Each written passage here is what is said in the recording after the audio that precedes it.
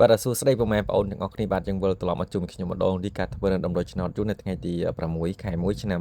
2026ចែកជូនពុកម៉ែបងប្អូនទាំងអស់គ្នាដើម្បីធ្វើការលេខសងសនាទាំងអស់គ្នាបន្តទៀតផងដែរបាទអញ្ចឹងដំណុយម្សិលមិញពុកម៉ែបងប្អូនទាំងអស់គ្នាបានគឺ65បាទគឺបានចូលទៀតហើយពុកម៉ែបងប្អូនដែលលេខតាមដំណុយបាទគឺ65ឯខ្ទង់ខ្សែវិញខ្ញុំឲ្យលេខ44 49មួយឆ្នោតចេញលេខ43 47ចឹងសម្រាប់នៅអុកខ្ទង់ខ្សែគឺបានចូល2ខ្ទង់ហើយទាំងអស់គ្នារីឯនៅអុកខ្ទង់60គឺយើងចូលអុកខ្ទង់60ហើយយើងចូលបានលេខគ្រាប់មកគ្រាប់ឲ្យវេលាមក9:30នាទីបាទឥឡូវយើងក៏លេខទៅមើលនៅដំណុយថ្ងៃទី6 ខែ 1 ឆ្នាំ 2026មកចែកជូនពុកម៉ែបងប្អូនទាំងអស់គ្នាដើម្បីធ្វើការលេខសងសនាមទាំងអស់គ្នាបន្តទៀតផងដែរនៅថ្ងៃហ្នឹងគឺមានចំនួន2ខ្ទង់គឺមានខ្ទង់ចិត្តក៏ដូចជាខ្ទង់ខ្សែអញ្ចឹងចំពោះពុកម៉ែបងប្អូននៅថ្មី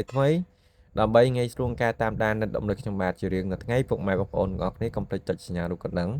ចុចជាវចុច Subscribe ឲ្យ comment លេខ168និងចុចសញ្ញាមេដៃ like ឡើងលើទាំងអស់គ្នាម្នាក់មួយផងពុកម៉ែបងប្អូនទាំងអស់គ្នាបាទខ្ទង់ចិត្តគឺមានចំនួន2គ្រាប់មាន76 78បាទរីឯខ្ទង់79ចេះស្អី79រីឯខ្ទង់ខ្សែវិញគឺមានលេខ41 43និងលេខ46បាទចំពោះខ្ទង់ខ្សែលេខត្រឡប់ខ្ទង់ចិត្តនិងខ្សែមានដូចជាលេខ67 97 14 34និងលេខ64ណាពុកម៉ែបងប្អូនទាំងអស់គ្នាចំពោះលេខតូច12លេខនៅថ្ងៃទី6 ខែ 1 ឆ្នាំ 2026យ៉ាងនេះបាទរីឯលេខធំគឺមានចំនួន2គ្រាប់បាទលេខធំទី1មានដូចជាលេខ134ពុកម៉ែបងប្អូនទាំងអស់គ្នាលេខចាក់គុណបាទនិងលេខធំទី2គឺលេខ913បាទ913